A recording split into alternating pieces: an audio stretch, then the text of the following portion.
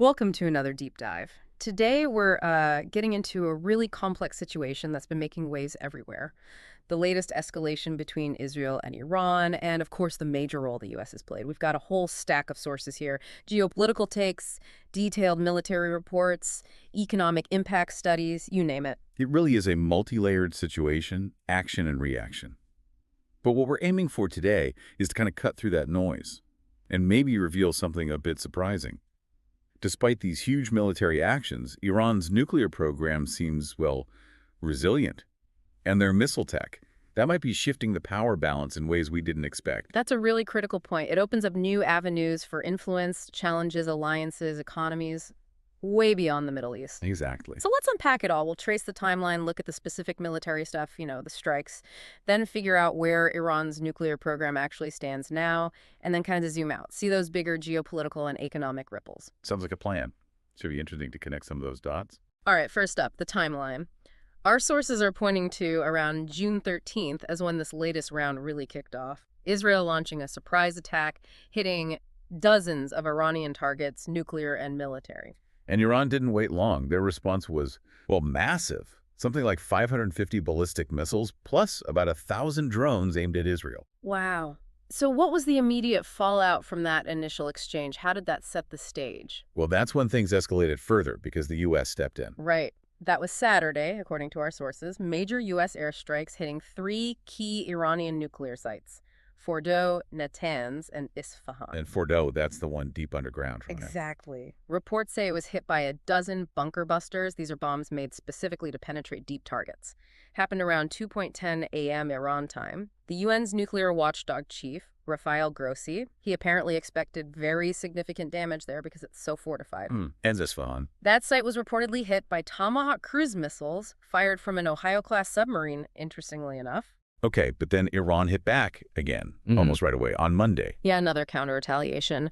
Missiles targeting Israel again, but also, and this is notable, hitting the Al Udeid airbase in Qatar, a major U.S. base. But didn't they give a warning? They did, yeah. Our sources say Iran warned Qatar and the Americans beforehand. So the base was evacuated, no casualties reported. Which itself is a kind of message, Right, isn't it? Absolutely. And the missile they supposedly used, this Khorramshahr 4 or Kibar, it's pretty sophisticated stuff. Tell me about it. What makes it stand out? Well, think about this. 14 meters tall, weighs 20,000 kilograms loaded, speed, Mach 16 outside the atmosphere, Mach 8 inside. That's incredibly fast. And launched from mobile units, ready in under, 12, 15 minutes? Thanks to this hypergolic fuel, it just ignites on contact, no complex prep needed. Okay. Plus, it's got advanced guidance, it can change course in space, even shut off its own guidance to avoid being jammed. And accuracy. Experts estimate within 10 to 30 meters. Pretty precise for that kind of weapon. So, putting that in context, it shows Iran's growing capability, for sure. But also that warning about the Qatar base. It feels like strategic signaling. Like a demonstration of force, maybe, but not necessarily wanting all-out war right then. Exactly. A calculated show of force, perhaps aimed at deterrence. Now, in the middle of all this back and forth, President Trump announced a ceasefire, supposed to start midnight Tuesday, Eastern Time. But that didn't last long, did it? No, our sources say it fell apart almost immediately. Trump was apparently pretty unhappy with both sides, Israel for dropping more bombs, and Iran for continuing attacks, too. And the international reaction. That must have been split. Oh, yeah. Russia and China quickly condemned the U.S. strikes. Russia called it unprovoked aggression. And the UN, the EU. The UN Secretary General condemned, every escalation, pushing for diplomacy, warning that more unilateral force just makes the region riskier. The EU echoed that, huge concerns about things spiraling, pushing for a diplomatic track. So this brings us to the big question about the nuclear sites. After all those U.S. strikes, what's the actual damage?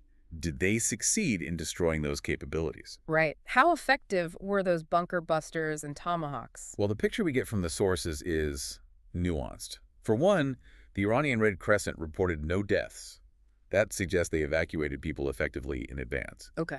But maybe more critically, both Saudi Arabia and the UN nuclear watchdog reported no jump in radiation levels afterwards. Which kind of casts doubt on whether the facilities themselves were truly destroyed, or at least the nuclear material containment breached. Exactly. There's even one intelligence report suggesting the U.S. strikes actually failed to destroy the sites. So the takeaway seems to be, Iran's nuclear program is, quote, down but not out. That seems to be the consensus.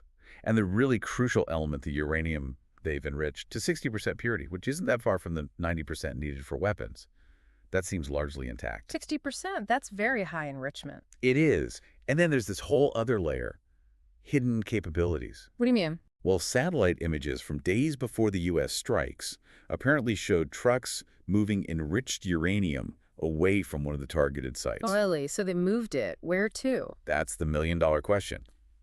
Its current location is unknown. Plus, there are reports of literally hundreds of kilometers of tunnels dug into Iran's mountains. Wow. And the head of Iran's Atomic Energy Organization, Mohammad Islami, he actually claimed they have another enrichment site, somewhere secure and invulnerable. So it's highly likely there are more sites than the ones officially declared and inspected by the UN. That seems like a very strong possibility, yeah. Yeah. Suggests a redundancy and secrecy we might not fully grasp. Okay, let's zoom out then. Beyond Iran and Israel and the U.S. directly, what are the wider geopolitical tremors here? How's this shaking up the region or even places further afield, like Africa? Well, looking at the Gulf region first, this whole episode really puts a question mark over America's role as the main security guarantor there. How so? It gives Iran a new kind of leverage, perhaps. The Gulf states, they're definitely anxious, worried Iran might lash out at U.S. bases on their soil or target shipping again, like they've done before. Right. And what about Africa? Seems far removed, but you mentioned challenges there. Yeah, our sources highlight growing pressure on African nations. I might be forced to kind of pick sides, Washington or Tehran, or maybe the U.S. versus its rivals, like Russia or China. And there could be consequences for not aligning with the U.S., like sanctions or losing aid. That's the potential pressure, yes. Yeah. It puts countries in a really tough spot. Any specific examples? South Africa comes up as being in a particularly tricky position. They have this sort of inconsistent foreign policy, their stance on Israel, their closeness to Iran, plus being part of the expanded BRICS group. Ah, right. BRICS now includes Iran itself. Exactly. So any perceived sympathy towards Iran from South Africa could trigger a negative reaction from the U.S. It's a tightrope walk. And this crisis must be testing international bodies too, like the UN Security Council and even BRICS itself. Definitely. Iran joining BRICS adds a whole new layer of complexity. Could strain unity within the bloc if they feel pressured to lean towards Tehran, putting African members especially in an awkward position. Yeah, I can see that. And then there's the bigger picture issue about global norms.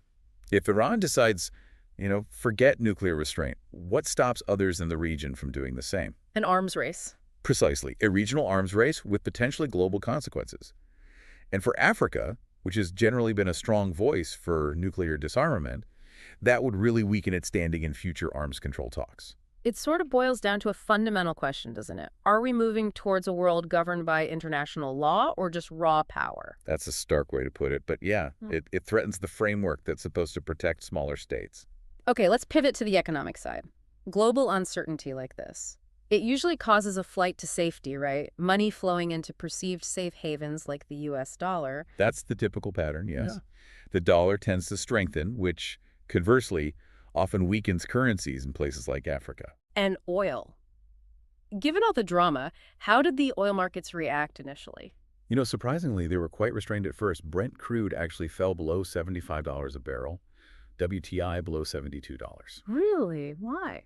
It seems the market saw Iran's first counterattack as the word used was perfunctory, like it was expected, maybe symbolic. Traders seemed skeptical, waiting for actual proof of supply being disrupted, not just threats. Okay, but then things escalated, especially with the focus shifting towards the Strait of Hormuz, the elephant, or maybe the supertanker in the room. Yeah, that's the critical choke point. It's incredibly narrow, just 33 kilometers wide between Oman and Iran, and something like a fifth of the entire world's daily oil supply goes through there. A fifth? Wow. So the crucial question, what happens if Iran tries to close it? The potential impact is massive. U.S. Secretary of State Marco Rubio warned it would hurt China most, but the effects would definitely be global. What are analysts projecting, price-wise? Some dire scenarios out there. Goldman Sachs suggested Brent crude could spike to $110 a barrel. J.P. Morgan had a worst-case scenario, pushing it to $130 if the strait gets blocked. $130 a barrel. Yeah, and it's not just oil. Natural gas markets are jumpy too, futures heading towards significant highs. And for you, the listener, what does that translate to? We saw a note about Australia. Right, one projection suggested Australian petrol prices could shoot past $2.30, maybe even $2.50 a liter if oil hits $100 a barrel. So real impact at the pump. So what are the backup plans? If that choke point gets squeezed, are there ways around it? Well, Saudi Arabia and the UAE do have some pipelines that bypass Hormuz, diverting oil to the Red Sea. There's the East-West pipeline, the Fujairah pipeline. But our sources indicate they're already running close to full capacity. And Iran's own bypass pipeline, the Gorjask one, is barely operational. So there isn't much spare pipeline capacity. Limited options, then. Pretty limited. Now, if the Strait did close and prices went crazy, you'd likely see OPEC members, probably Saudi Arabia, trying to increase production from elsewhere to calm the market. And maybe the U.S. easing restrictions on other producers, like Venezuela. That's another lever they could pull, yeah. To try and get more supply online quickly. It's interesting, too. President Trump, after the U.S. strikes, specifically called for oil prices not to go up. He urged the Energy Department to drill, baby, drill.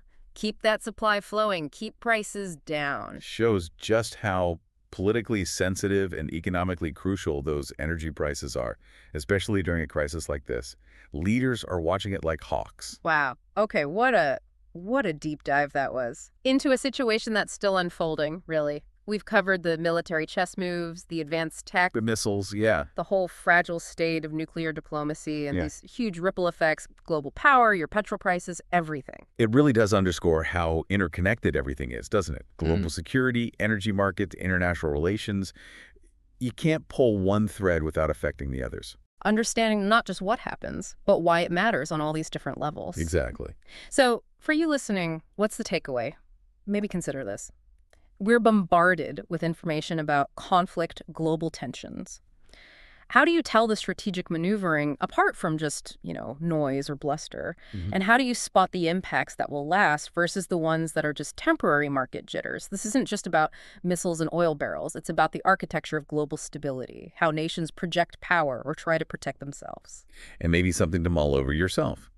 As we see these regional conflicts heat up, and this ever-present risk of nuclear proliferation, what role will technology play? Think about weapons like that Khorramshahr 4 missile we discussed. How does that kind of increasing sophistication change the game for deterrence, for diplomacy? It's a question that could really shape the next chapter of global security.